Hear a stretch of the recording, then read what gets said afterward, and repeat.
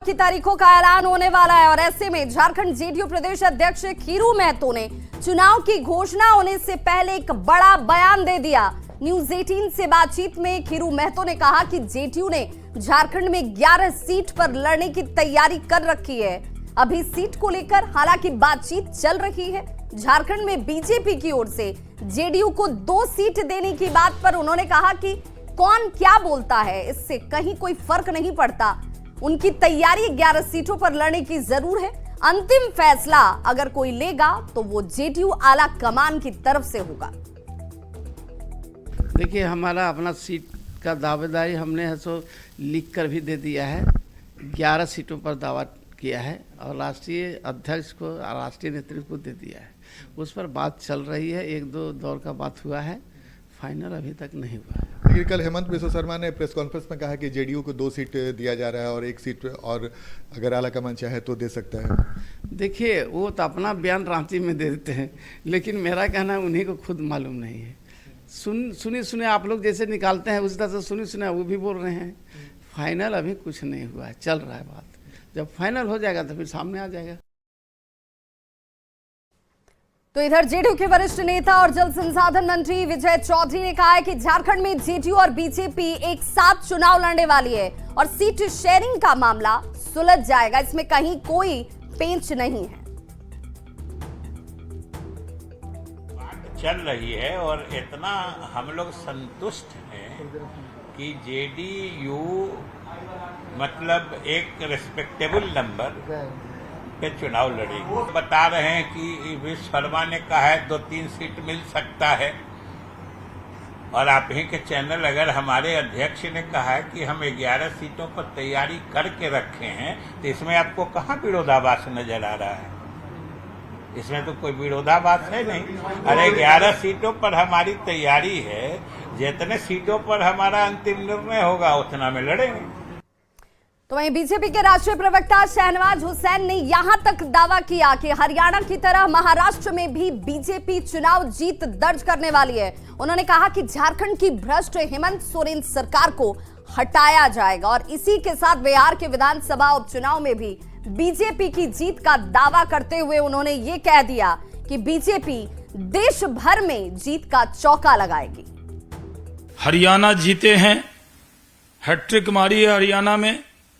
हम महाराष्ट्र भी जीतेंगे और झारखंड में भी भ्रष्ट हेमंत सरकार को हटाएंगे। भारतीय जनता पार्टी के गठबंधन की सरकार बनाएंगे, इसमें कोई शक की गुंजाइश नहीं है। हैट्रिक मारा है हरियाणा में और जब हरियाणा, महाराष्ट्र और झारखंड जीतेंगे तो जीत की हैट्रिक होगी और लोकसभा को भी मिला दें तो जीत का चौका हो जाएगा। और बिहार में भी 4 विधानसभा का चुनाव है, वहां भी चौका मारेंगे। 4 की 4 सीट हम लोग जीतने वाले हैं। तो लैंड फॉर जॉब मामले पर इस वक्त बड़ी खबर आ रही है। राउज एवेन्यू कोर्ट में सुनवाई जो होने वाली थी वो सुनवाई टल गई है। लालू प्रसाद के खिलाफ सुनवाई टल गई है। अगली अब सुनवाई की तारीख जो है वो 7 नवंबर कर दी गई है। गृह मंत्रालय ने केस चलाने की मंजूरी दी है और इस वक्त लैंड फॉर जॉब मामले से ये बड़ी खबर जिसमें सुनवाई की तारीख अगली तय कर दी गई 7 नवंबर की। और इस खबर पर ज्यादा जानकारी के साथ हमारे साथ इस वक्त संवाददाता शंकर आनंद जुड़ चुके हैं। शंकर आनंद, आज की ये सुनवाई टल गई, कोई खास वजह इसके पीछे? देखिए, जिस तरह से आज राउजवेनी कोर्ट में लालू प्रसाद यादव और कहा जा सकता है कि इस मामले पे कई अन्य जो आरोपी हैं उससे जुड़ा ये जो मामला है, इस मामले पर आज राउजवेनी कोर्ट में एक महत्वपूर्ण सुनवाई होनी थी, लेकिन किसी विशेष वजह से आज कोर्ट की जो सुनवाई है वो टल गई है और अब इस मामले पर अगली सुनवाई जो है 7 नवंबर को होगी। और जिस तरह से पिछली सुनवाई के दौरान में सीबीआई को कहा गया था, सीबीआई के द्वारा ये तमाम जानकारियों को कोर्ट के सामने रखा गया था कि लालू प्रसाद यादव जो भूतपूर्व केंद्रीय मंत्री भी रह चुके हैं, तो उनके खिलाफ आगे कोर्ट की जो कार्रवाई के लिए जो एक अनुमति लेना था वो केंद्रीय गृह मंत्रालय से मिल चुकी थी। लेकिन इस मामले में कुछ अन्य आरोपी हैं, उनको भी उससे जुड़े मामले पर भी अनुमति उनको लेना था, लेकिन अभी तक वो अनुमति नहीं मिल पाई थी। तो इस मामले पर कोर्ट के द्वारा आज की तारीख मुकर्रर की गई थी, लेकिन आज की जो सुनवाई टल चुकी है। तो अगली सुनवाई जब 7 नवंबर को होगी तो निश्चित तौर पे कहा जा सकता है कि उस वक्त में सीबीआई के द्वारा इस मामले पे काफी विस्तार से तमाम इनपुट्स को रखा जाएगा और किन किन आरोपियों के खिलाफ कोर्ट के द्वारा इस मामले में केंद्रीय गृह मंत्रालय के द्वारा अनुमति मिली है, तो इस मामले पे आगे कोर्ट को बताया जाएगा। तो कह सकते हैं कि 7 नवंबर की जो तारीख है बेहद महत्वपूर्ण है और 7 नवंबर को सीबीआई के द्वारा इस मामले पर विस्तार से जानकारियों को कोर्ट के सामने रखा जाएगा और इस मामले में जमीन से जुड़े नौकरी का जो मामला था, इस मामले में कई अन्य आरोपी जो थे उससे संबंधित तमाम जानकारियों को कोर्ट के सामने बिल्कुल, यानी अब सबकी निगाहें जो है वो 7 नवंबर पर जाकर टिक गई हैं, क्योंकि वो दिन जो होगा अपने आप में इस पूरे मामले के लिए बहुत महत्वपूर्ण रहने वाला है। बहुत बहुत शुक्रिया शंकर आनंद इस जानकारी के लिए। 16 अक्टूबर से बिहार विधानसभा में नेता प्रतिपक्ष तेजस्वी यादव की कार्यकर्ता दर्शन यात्रा शुरू हो रही है और यात्रा की शुरुआत से पहले ही बिहार में सियासत देखिए चरम पर पहुंचती नजर आती है। तेजस्वी यादव की यात्रा से आरजेडी के नेता बेहद उत्साहित नजर आ रहे हैं। जेडीयू ने तेजस्वी यादव को बांका में बने पर्यटन स्थल का भी जाकर आनंद उठाने की सलाह दे दी। बीजेपी ने यात्रा पर तंज कसते हुए कहा कि जब बिहार में बाढ़ था तब वे विदेश की सैर कर रहे थे। और ये 16 अक्टूबर से 26 अक्टूबर तक चलेगा, जिसमें वो कल बांका से शुरुआत करेंगे और बांका, मुंगेर, लखीसराय, जमुई और उधर गया, इन सारे जगहों पर जाएंगे। कार्यकर्ताओं से उस क्षेत्र की समस्याओं को जानेंगे, समझेंगे, फीडबैक लेंगे। ये तेजस्वी यादव जी का दूसरे चरण का कार्यकर्ता संवाद कार्यक्रम, इसलिए कार्यकर्ता दर्शन बांका से शुरू कर रहे हैं। तो आपको विदेश जाने की क्या जरूरत है? तो झारखंड से सटा हुआ ऐसा शानदार इलाका माननीय मुख्यमंत्री नीतीश कुमार जी ने विकसित किया। ओढ़नी डैम है वहां,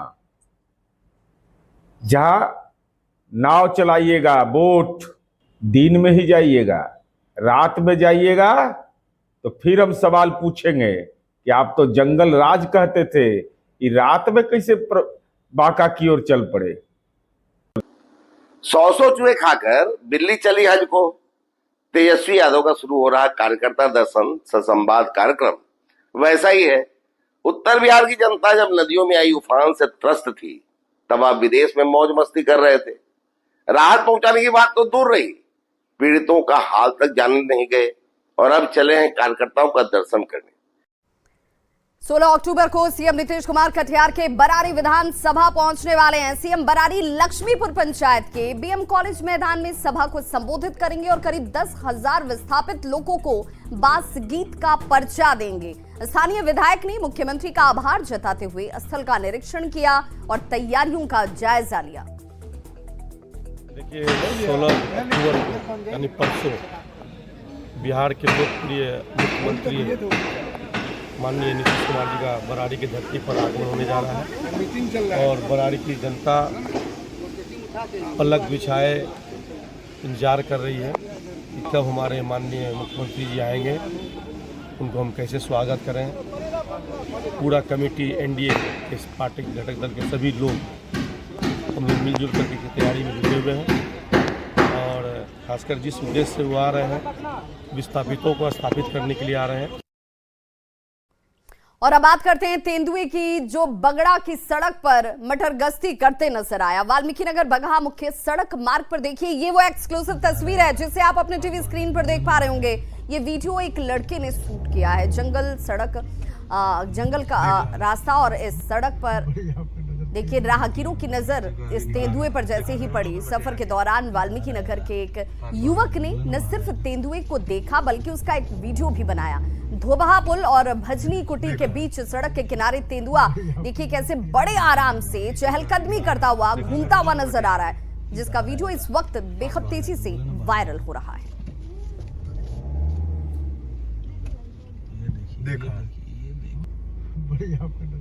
और बड़ी खबर आ रही है इस वक्त मुजफ्फरपुर से, जहां डीआरआई की टीम ने 1 करोड़ 8 लाख रुपए मूल्य की विदेशी सिगरेट को जब्त किया। इंडोनेशिया की सिगरेट यूपी नंबर के कंटेनर पर लोडेड थी, लदी हुई थी, जिसे दरभंगा 4 लेन पर मैठी टोल प्लाजा के पास से जब्त किया गया। सिगरेट को गुवाहाटी से दिल्ली ले जाया जा रहा था।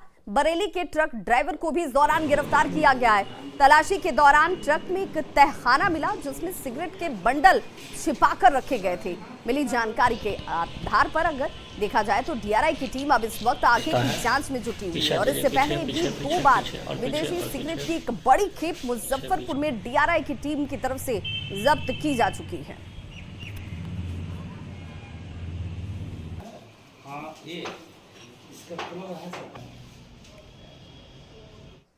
और मोतिहारी में न्यूज 18 की खबर का एक बार फिर से बड़ा असर देखने को मिला है। शराब खरीद से जुड़े मामले में एसपी ने बड़ी कार्रवाई करते हुए मलाही थाना अध्यक्ष को निलंबित कर दिया है। बता दें कि मोतिहारी में पुलिस का अजब गजब कारनामा देखने को मिला था। शराबबंदी को सफल बनाने की जिम्मेदारी जिनके कंधों पर है, वही पुलिस वाले यहां पर शराब खरीदवाने का काम करते नजर आए। शराब खरीदने गए युवक और थानेदार की बातचीत का ऑडियो जो है वो सोशल मीडिया पर वायरल हो रहा है। वायरल हो रहे ऑडियो मलाही थाना के थानाध्यक्ष का बताया जा रहा है, जिसके बाद एसपी ने मलाही थानाध्यक्ष को निलंबित कर दिया है।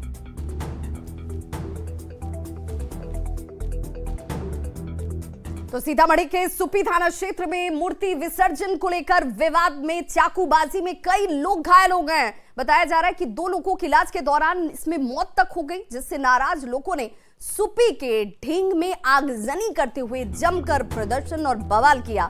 आरोपियों की गिरफ्तारी की मांग पर ये लोग अड़े नजर आए। पुलिस ने इलाके में हालांकि जवानों की तैनाती कर दी है एहतियातन, साथ ही कई लोगों को हिरासत में लेकर पूछताछ की जा रही है। तो यहां पर जैसे ही बवाल मचता है, पुलिस की तरफ से एक्शन की बात कही जाती है। पुलिस ये कह रही है कि जिन लोगों की तरफ से ये किया गया उनमें कई लोगों को हिरासत में लिया गया है। तस्वीरें इस वक्त आपके टीवी स्क्रीन पर देखिए। इलाज के दौरान 2 लोगों की जैसे ही मौत की खबर गांव में पहुंचती है, उसके बाद लोगों का गुस्सा आसमान पे और सड़कों पर ये भीड़ इकट्ठा हो जाती है। जमकर आगजनी और विरोध जाहिर किया जाता है। मूर्ति विसर्जन के दौरान आपको बताते चले चाकूबाजी की घटना हुई थी। रोते बिलखते परिजन आपको नजर आ रहे होंगे जो इंसाफ की मांग कर रहे हैं। पुलिस वालों की तरफ से बार बार इन्हें समझाने का प्रयास किया जा रहा है। हालांकि इस वक्त स्थिति को नियंत्रण में रखने के लिए, लोगों को समझाने के लिए बड़ी संख्या में पुलिस बल की तैनाती यहाँ पर ग्राउंड जीरो पर नजर आती है। लौटने के क्रम में जब जुलूस का विधिवत विसर्जन हो गया और जब लोग लौट रहे थे तो कुछ युवकों द्वारा पुनः इस विवाद को छुआ दी गई एवं इसी क्रम में आपसी विवाद को सुलझाने गए 2 व्यक्ति जो दोनों पक्ष के एक लोग थे, उन लोगों को कुछ युवकों द्वारा चाकू मार दी गई, जिस क्रम में आज इलाज के उपरांत तलेवर सहनी जिनकी उम्र करीब 50 साल है एवं भरत मांझी जिनका उम्र करीब 55 साल है, दोनों व्यक्ति जो है अपने जख्मों को सकम कर गए और उनकी मृत्यु हो गई। वहीं भोजपुर के धोबा थाना क्षेत्र के सलेमपुर गांव में मूर्ति विसर्जन के दौरान जाति सूचक गाना बजाने को लेकर 2 गुट आपस में ही उलझ गए। जमकर रोड़ेबाजी हुई। होमगार्ड का जवान और 3 पुलिसकर्मी हालांकि इस दौरान घायल हो गए। घायल जवान ने बताया कि मूर्ति विसर्जन करने जा रहे लोगों ने जाति सूचक गाना बजा दिया, जिसे लेकर दूसरे पक्ष के लोग नाराज हो गए। धक्का मुक्की हो गई, रोड़ेबाजी शुरू कर दी गई। पुलिस ने मना यहां पर करने की कोशिश की, लाख जतन किया गया लोगों को समझाने का, लेकिन गुस्साए लोगों ने पुलिस पर ही रोड़े बरसाने शुरू कर दिए।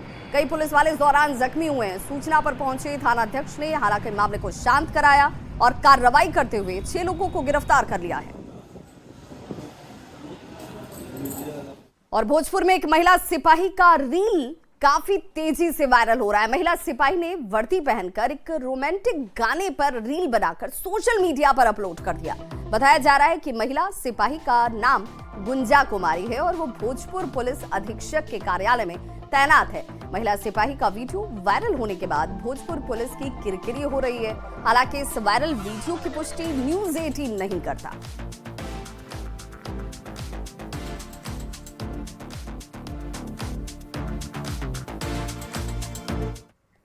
पटना में जिला प्रशासन ने एशियन महिला हॉकी चैंपियनशिप ट्रॉफी का जोरदार स्वागत किया है। हॉकी के प्रति लोगों के बीच जागरूकता का संदेश भी दिया गया। गांधी मैदान में डीएम और एसएसपी समेत सभी अधिकारियों ने बैलून उड़ाकर कार्यक्रम का आगाज किया और स्कूली छात्राओं ने सांस्कृतिक कार्यक्रम भी इस दौरान प्रस्तुत किए। आपको बता दें कि 11 से 20 नवंबर तक राजगीर में एशियन हॉकी चैंपियनशिप का आयोजन है, जिसमें 6 देश की टीम हिस्सा लेंगी। हॉकी चैंपियनशिप है, उसका आयोजन यहाँ बिहार में राजगीर में किया जा रहा है और 11 नवंबर से 20 नवंबर 2024 को होगा। इसमें कुल 6 देश की टीम भाग ले रही है, जिसमें चीन, जापान, कोरिया, थाईलैंड, मलेशिया और भारत। और पूर्व में ये 2010 से शुरू हुई थी और पूर्व में 2 बार भारत चैंपियन रह चुका है। इसमें हम लोग उम्मीद कर रहे हैं कि इस बार बहुत अच्छा खेल हम सभी लोगों को देखने को मिलेगा। प्रधानमंत्री नरेंद्र